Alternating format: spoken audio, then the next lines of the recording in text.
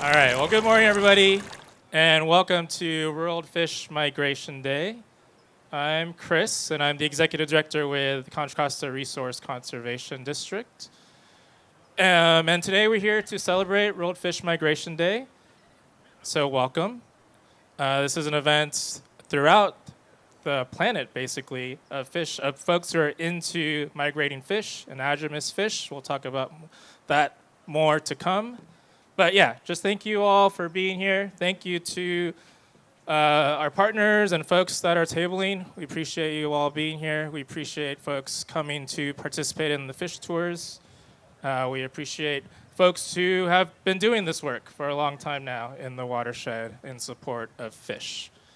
And a big shout out, I know how much work goes into these sorts of days for staff. So a big shout out to the Resource Conservation District staff for all their hard work in putting this together before all of this and throughout the day. And especially a big shout out to Evan and Heidi. Heidi is working on the bubble machine, of course. But yeah, so if you see them, make sure to give them a shout out because they put a lot of effort and time and energy into today for all of you. And just quickly, if folks are not familiar with the Resource Conservation District, we are a non-regulatory special district of the state, and our mission is to facilitate the conservation and stewardship of the natural resources of Contra Costa County. And so that includes fish and fish passage and those related resources. So I hope everybody enjoys today, checks out the vendors, checks out the educational pieces. All right, thanks everybody for being here. And yeah, enjoy yourselves. So we're doing 2 tours. So hopefully you've signed up for the tours. I'm hoping you'll get in the water out there, put your boots on like me. But I'm going to just hand this over to Evan. Evan has worked really hard on this project, kind of took it from me and has been doing this Pinole Creek work for, I don't know, 4 years now, I think. Something like that. Evan is a coordinator in this town. So if you're from Pinole and you want to know about your creeks, come see Evan, or we have Friends of Pinole Creek over here. We have a lot of representation locally, so please visit the booths and sign up for things. Adopt a plant up at the front. We have 20 native plants that you can adopt, put your name on, and we will put into the Rodeo Laurel Court Community Garden to do our pollinator patch. So please become a family member to a plant. Any other logistics? I would just like to welcome Evan and give him a big hand for all the work he's done here in Pinole. Coming over, sir. Have a great day. Take noisemakers, make noise. Yeah, thanks so much to everyone for being here. I hope you're having fun celebrating migratory fish with us. And without further ado, we're going to start our program. First up, we have Vincent Medina and Luis Trevino of Cafe Ohlone, as well as Mary Ladd, both of Cafe Ohlone and the Makwarep Ohlone Land Conservancy. Vincent and Luis are the founders of Cafe Ohlone, which operates a seasonal restaurant outside the Hearst Museum of Anthropology at UC Berkeley.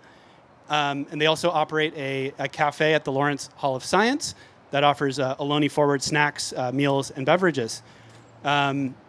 Their work promotes, respect for and knowledge of Ohlone culture. So without further ado, I'm going to hand it off to them. Thank you. That was a nice introduction.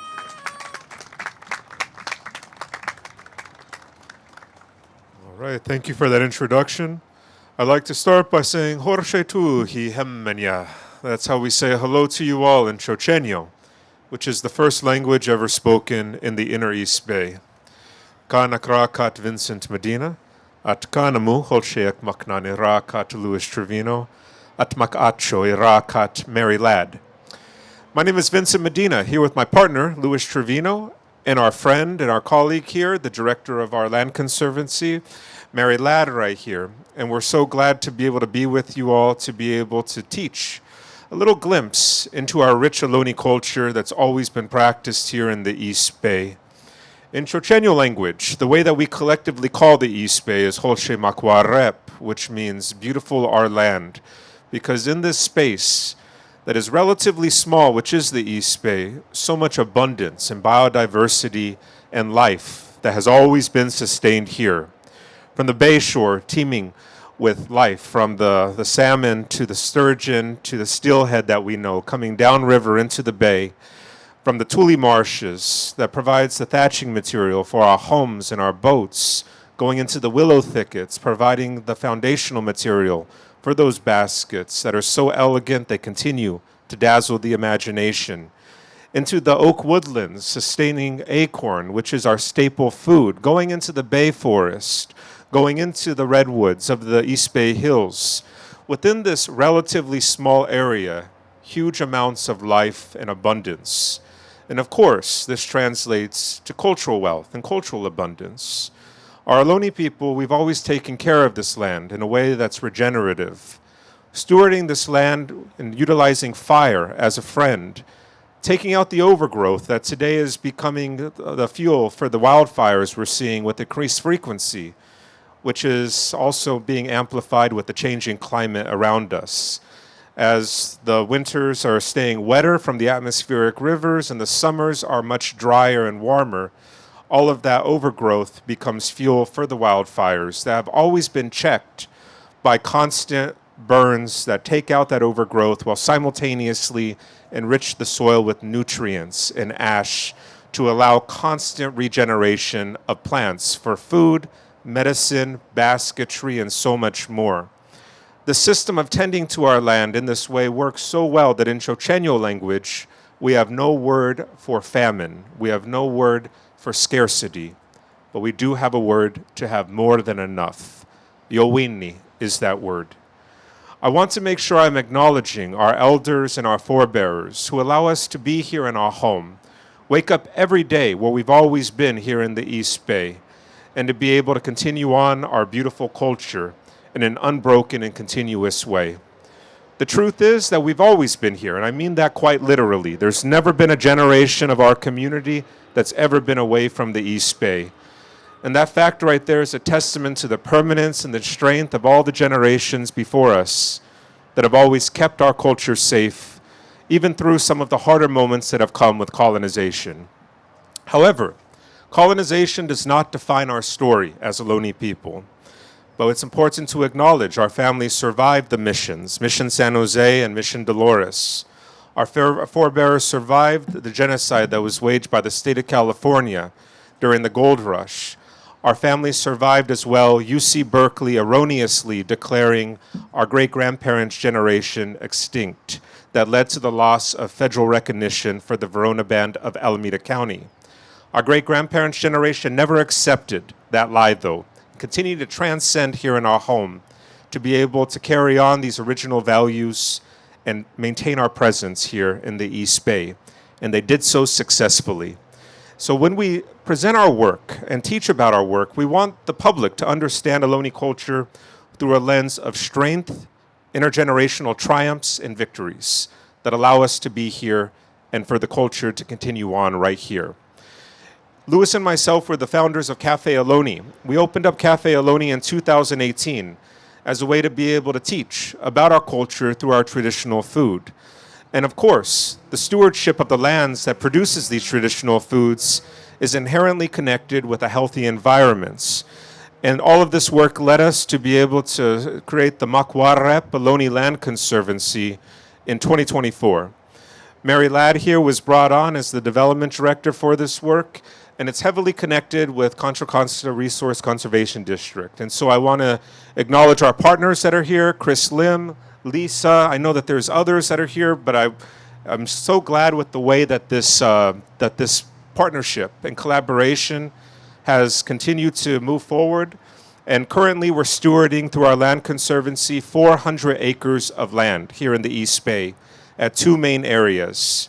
The Cal State East Bay Concord Center at the base of Tuxtla, Mount Diablo, which is our center of creation in Ohlone culture. We're stewarding 100 acres there, putting in native plants into a former cattle grazed landscape, restoring that, studying the soil health. And there we implemented the first cultural burns in 2 generations in 2024 with more planned this year. And so it's a way of taking care of the land. Our Auntie Dottie, who's 95 years old, she's the matriarch of our East Bay Ohlone people.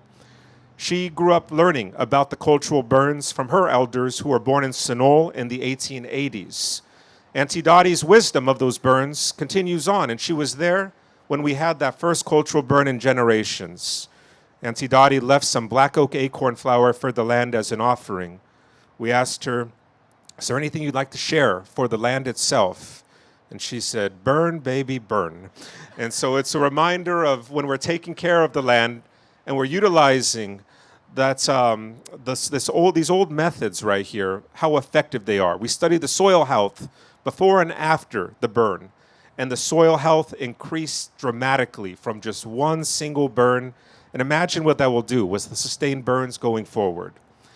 Our other area that we're actively stewarding in a large fashion is the Russell Research Station, also in collaboration with CCRCD. And there at the Russell Research Station, we're stewarding 312 acres. And on the valley floor that's there, this is in Lafayette, adjacent to Briones.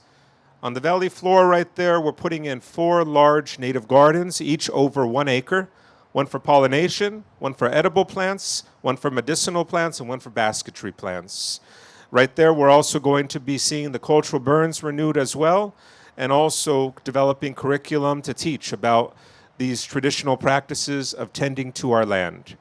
When we see Ohlone land stewardship practices be respected, it's a reminder of place-based knowledge that's indigenous to right here, how we don't have to divert creeks in order to have monocrop fields that deplete the soil of nutrients, how we can treat the land with a calm and steady hand, and also be able to see reciprocity in action with regeneration of plants, love for the land being demonstrated through these traditional practices, and also a way to see solutions for the changing climate around us.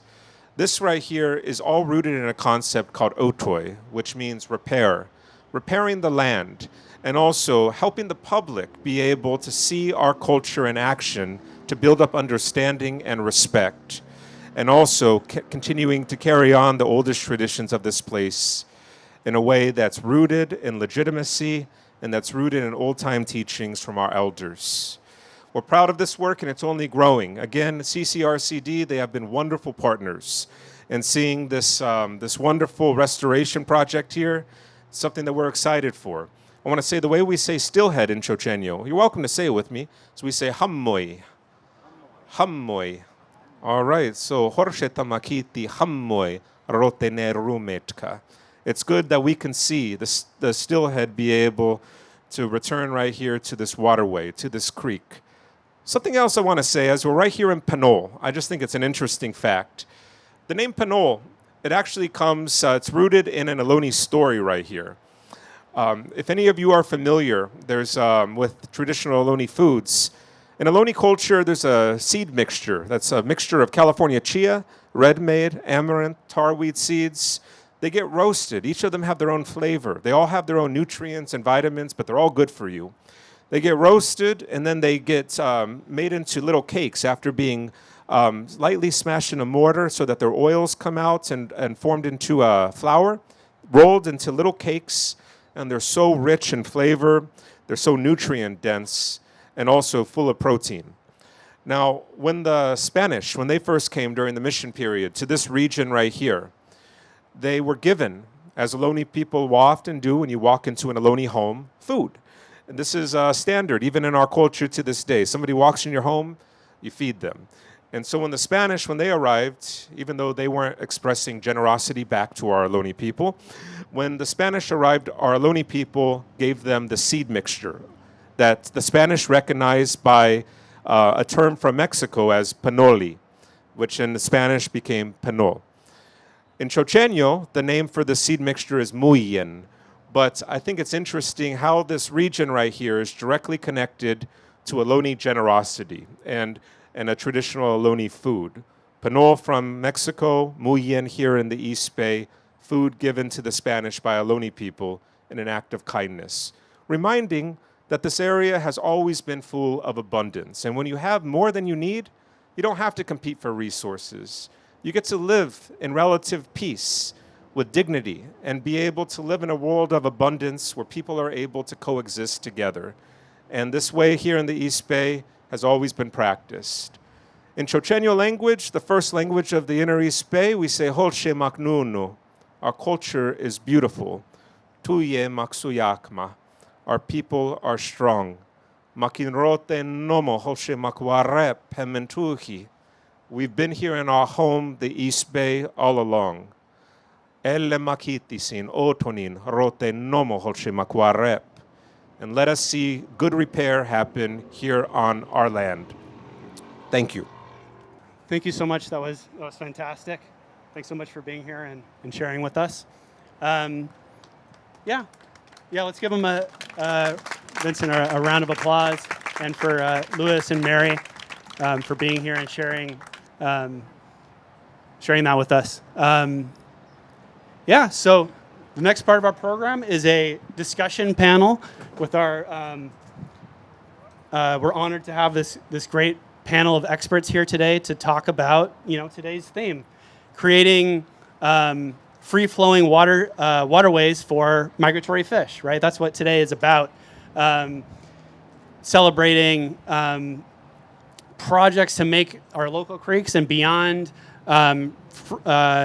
barrier-free for fish to thrive and breed. And so the group we have here today has a wealth of experience working on these sorts of projects, seeing their beneficial effects. I'm going to just go ahead and introduce them briefly and then give them each a chance to talk about their experience with this work to remove barriers to fish, and some of their biggest, most important lessons they've learned from doing this work. So closest to me, we have Ed Culver of the East Bay Regional Parks District, fisheries biologist. Next to him, we have Craig Martz, with the John Muir chapter of Trout Unlimited. And at the end of the table, we have Bert Mulcahy, supervising fisheries and wildlife biologist with East Bay Municipal Utility District. Let's start with Ed. Yeah, so hi, my name is Ed Culver. I am the fisheries biologist for East Bay Regional Park District. I have been in that role for about 10 years now, but I've worked with fish for pretty much my entire career.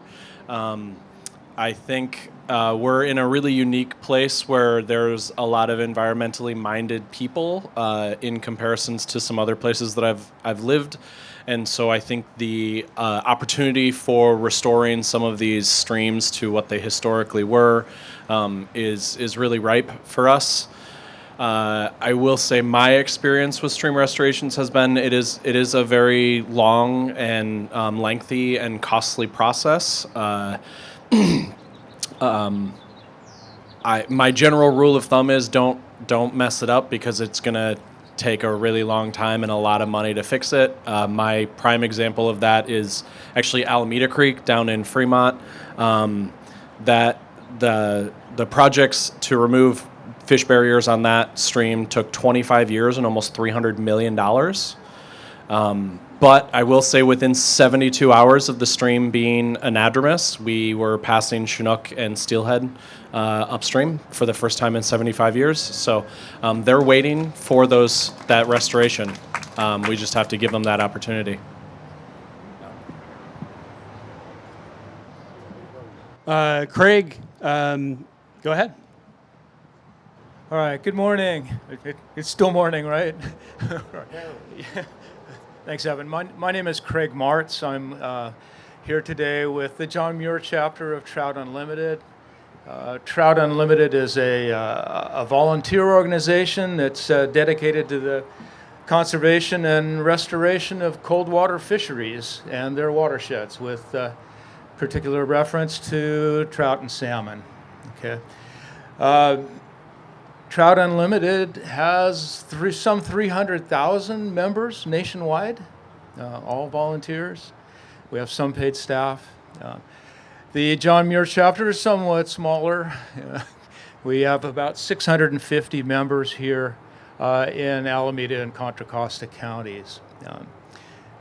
For the last 3 years, the John Muir chapter has been monitoring water quality in the upper reaches of Wildcat Creek in Tilden Park. And the good news from that is that in most years, water quality in the upper reaches of Wildcat Canyon are suitable to support salmonids. That's pretty good news.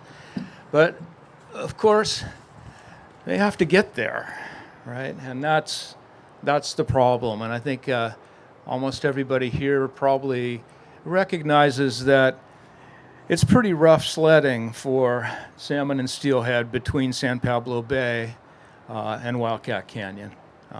There are multiple barriers that fish have to negotiate. So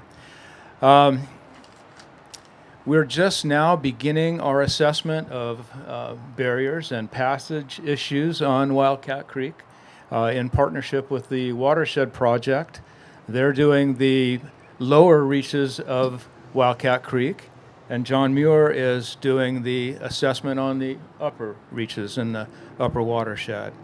So we don't have a lot of site-specific data to present at this point, but next year we will. So we look forward to coming back with an inventory of passage issues on Wildcat Canyon. Despite what Evan said here earlier, I'm not an expert, but I've had the good fortune to work with a number of very talented fish biologists, restoration ecologists, and watershed biologists over the years, and some of their wisdom has rubbed off on me as I worked with them. I worked with the California Department of Fish and Wildlife, Northern California North Coast region out of Redding. And as part of that, I was a member of the Coho Recovery Strategy for the Shasta and Scott River watersheds, which are tributaries to the Klamath in Northern California. I was also the regional liaison to Caltrans, which right next door there. And as part of that work, we formed an interagency committee to address fish passage issues. We called it FishPAC, the Fish Passage Advisory Committee. And it was a collaborative effort with regulatory agencies, Fish and Wildlife, the U.S. Fish and Wildlife, volunteers, local agencies, nonprofits, all with an interest in getting fish across highways.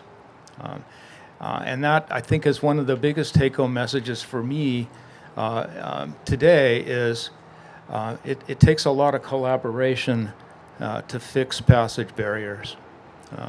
And so the more folks you can bring to the table, the better off you're going to be. And because it's not an easy task, and it's a long-term, like Ed said, with the example being Alameda Creek. You got to play the long game with fish passage, and that, it can take 30 years to get stuff done.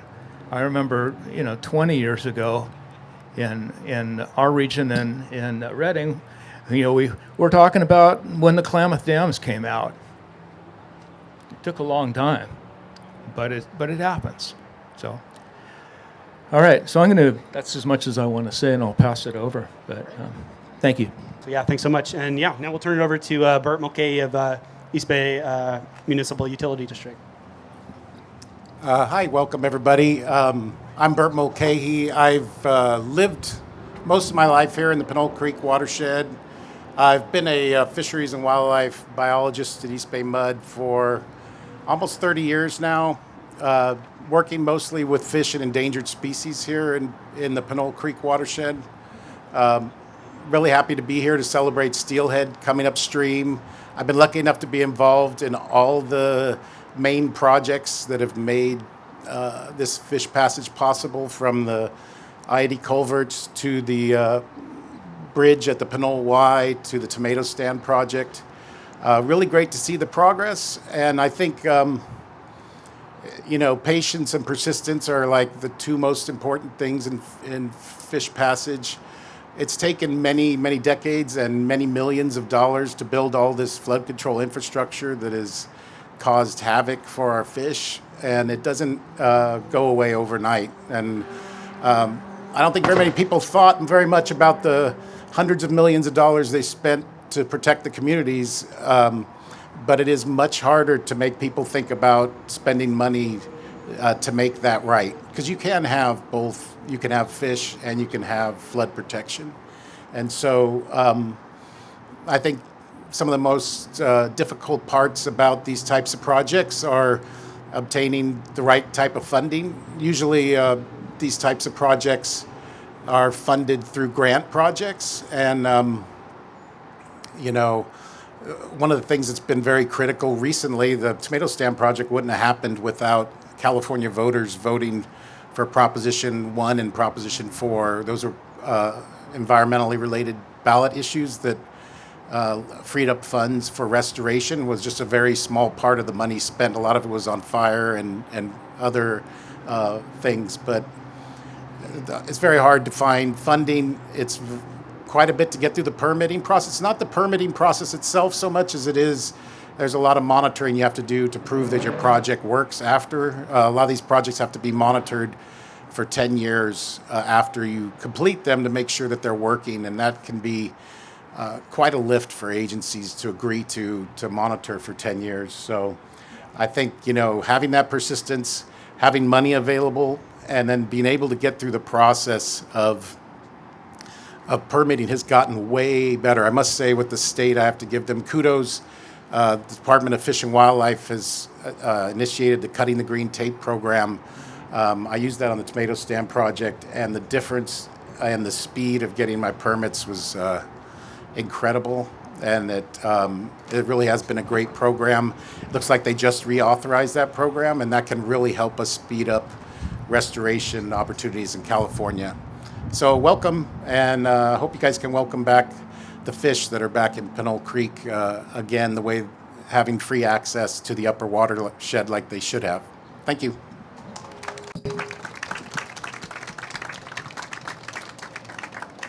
Great. Yeah. Thanks so much for those introductions and some of your lessons learned from this work. You touched on a lot of different aspects of fish barrier removal there. Curious, Ed touched on this a little bit, but can you share a bit about changes you've seen from these projects being implemented? Ed talked a little bit about Alameda Creek, but any other projects you've worked on, what you've seen as the result? Yeah, I can start. Obviously, Alameda Creek is the big example. That was where a lot of the Alameda resources went to. So the counterpart to the Contra Costa Resource Conservation District was the Alameda Resource Conservation District. There was also San Francisco Public Utility Commission, East Bay Parks, Caltrans, the Alameda Creek Alliance, which is quite similar to the Pinole Creek Alliance. They were actually the main driver of a lot of the work. So I would say that these types of community events and the engagement from the community really does tend to be what pushes some of these restoration projects forward, especially these really large-scale restoration projects, because maybe not our agencies, but there are certainly agencies that don't want to spend $300 million, and it's only after they see the level of community engagement and community involvement do they realize that that advocacy is not going to go away. So the advocacy that we see from the groups that are represented today is really helpful.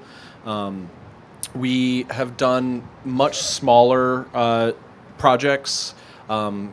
So there's an example on the San Leandro Creek watershed, East Bay Parks, daylighted like 800 linear feet of a stream that had been essentially bulldozed for 75 years. So the park district worked to daylight that stream, and it's on the backside of Huckleberry Regional Preserve. I think it is open. It's called the McCosker area. I don't really like to call it the McCosker area because that's the person who bulldozed the stream. So I refer to it as Alder Creek. And sort of the same thing. We had rainbow trout show up in Alder Creek pretty much immediately as soon as we gave them the ability to access it. And then I think, but I might be jumping the gun here, but the next project that I would really like to see is, as we've discussed, Wildcat Creek. I think the next stream where there is a reasonable ability to restore anadromy after Pinole and Alameda is Wildcat Creek, which sort of runs through the city of Richmond, San Pablo, up through the Berkeley Hills, into Wildcat Canyon and Tilden Regional Parks. There's probably about a half dozen barriers on the lower watershed that prevent fish from getting up into what we consider to be the prime habitat in Wildcat Canyon and Tilden Park. But then also within Wildcat and Tilden Park, we have Jewel Lake, which I'm sure everyone here is familiar with Jewel Lake in Wildcat Canyon. It was built on Wildcat Creek by one person in the 1920s who wanted to try and collect the water and sell it to the residents of Berkeley as a drinking water source. And he went bankrupt immediately because the water tasted terrible. But we're left with that, that impact 100 years later. So I definitely view that as a prime opportunity for us to restore anadromy.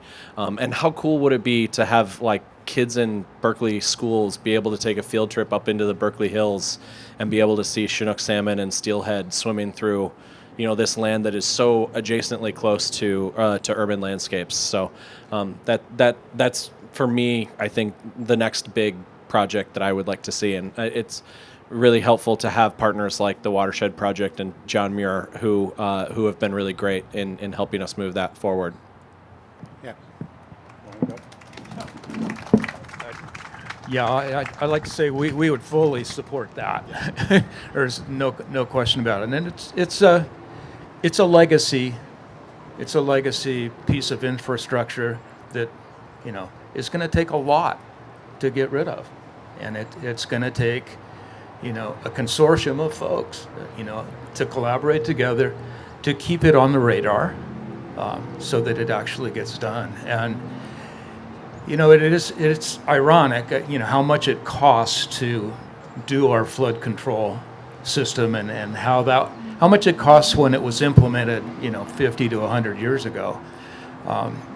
But it's going to cost a lot to take it out, and that's why I think having multiple supporters, multiple community members that show their desire to fix these streams for fish, and to keep it on the radar, not just for regulatory agencies but for funding agencies, because in my experience, the more partners you bring to the table, the more likely you are to get funding from the Fisheries Restoration Grant Program that Department of Fish and Wildlife administers, or NOAA Fisheries, used to have a pretty robust grant program for restoration. I don't know what they are up to now with the current administration, but it used to be a good source of funding. The bottom line is all of those funders look at the degree of participation and support that you can bring to the table.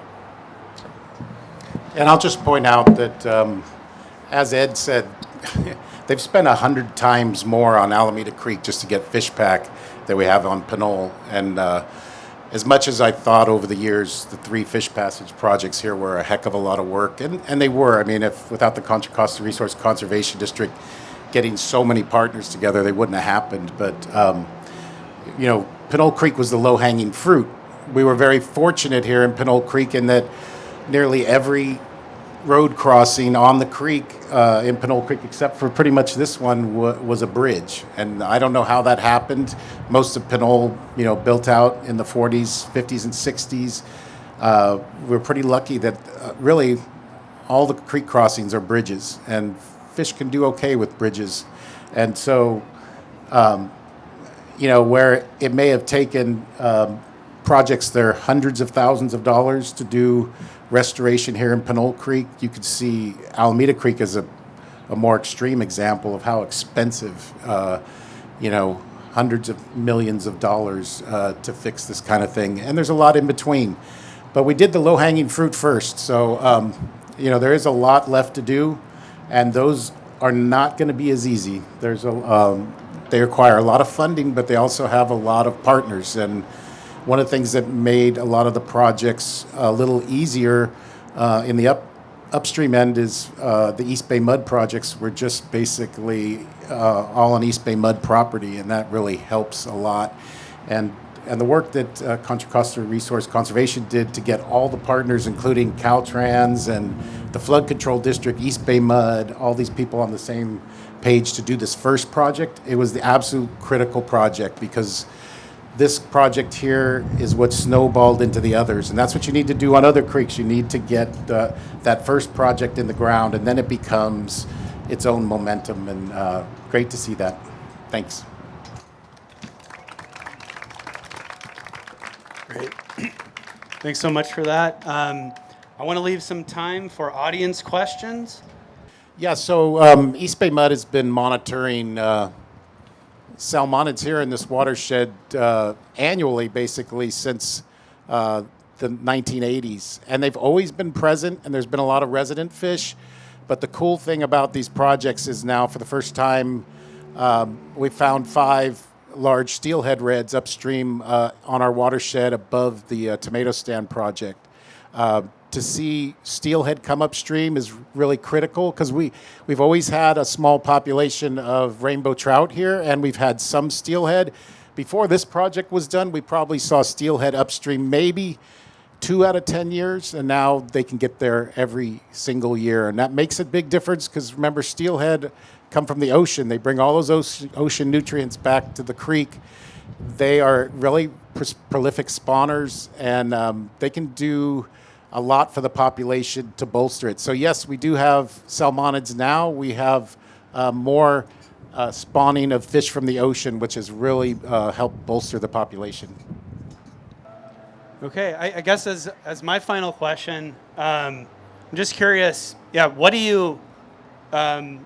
A few of you mentioned the importance of civic engagement, local activism. What would you recommend folks do to support this work?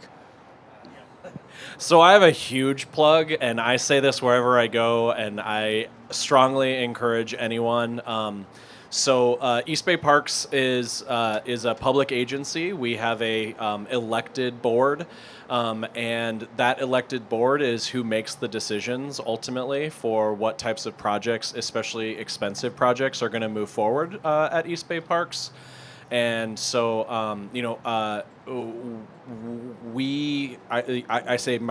the fisheries group at East Bay Parks advocated for the restoration of Wildcat Creek as far back as 2020.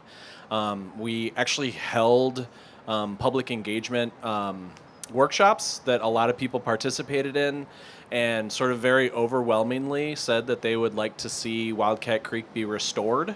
And unfortunately, there is a very small but very vocal contingent of Berkeley residents who have a very sentimental attachment to Jewel Lake. I've heard multiple times, I was a kid. When I was a kid, my parents took me to Jewel Lake.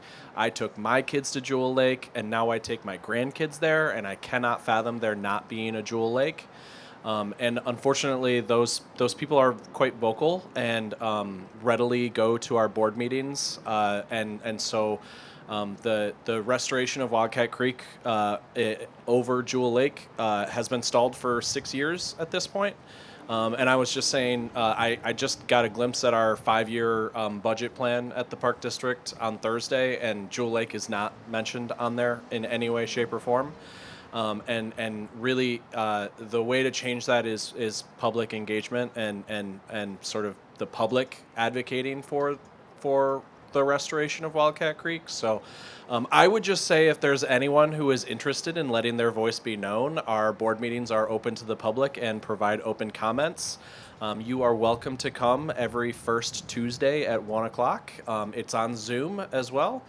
You can call in and let your opinion be heard about whether you would like to see Wildcat Creek be restored.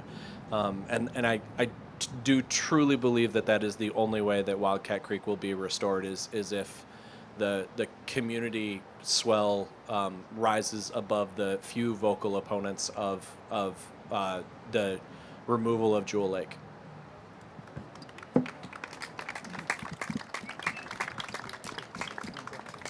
I'll also mention there's things you want to do, really the two important things. One is to support some of these bond measures you see in California. The federal funds for doing this type of thing have completely dried up. The federal funds are also very difficult to use and utilize. State funds have become really critical to these type of efforts, so supporting bond efforts is an important way you can actually make a difference. But I also want to point out that the other way is by supporting these projects when you actually see them. As Ed said, East Bay Mud has a board as well, and you can go to board meetings and say, hey, I think that tomato stand project is pretty great. I'm glad to see a water district do that type of work. We push the envelope with that type of work. It's not something that a water district normally does. And for our board, they were very supportive of it, and I'm sure they'd like to see public come out and say, hey, it was a great thing to do that. And so I think it's important. And also I will finally mention that groups like Friends of Pinole Creek and the Contra Costa Resource Conservation District provided support letters for the Tomato Stand Fish Passage project. And projects get funded when they know there's multiple partners that want to see it happen. They want to know multiple agencies want to see it happen, and they know they want the public. And when a group like Friends of Pinole Creek says we want to see this happen, and Friends of Pinole Creek can point to all the great restoration projects that have happened in this creek, the demonstration project, their community garden, our fish passage projects, it's a lot easier to get funding when they know there's a lot of public support behind it. So please support these projects. Thanks. Great. Well, thanks so much. Let's give another big round of applause for our panelists.